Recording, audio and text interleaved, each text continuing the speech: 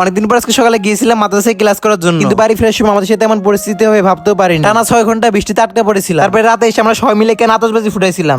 চলেন সবকিছুই বলতেছি এই ভিডিওতে।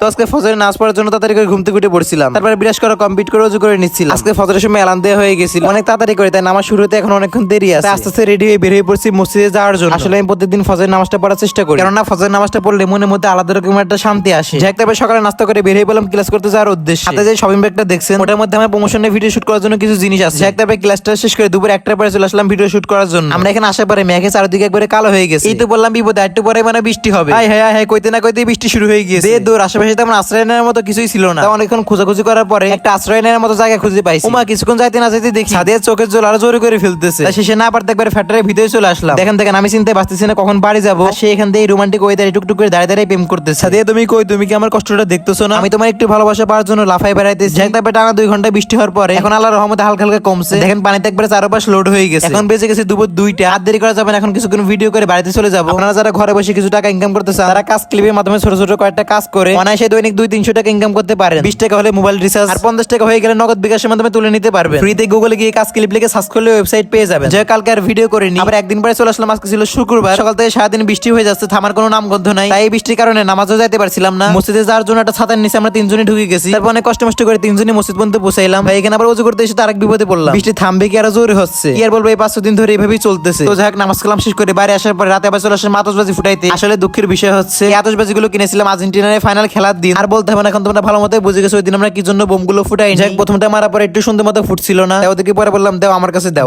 দেখো বোম কিভাবে ফুটাতে হয়।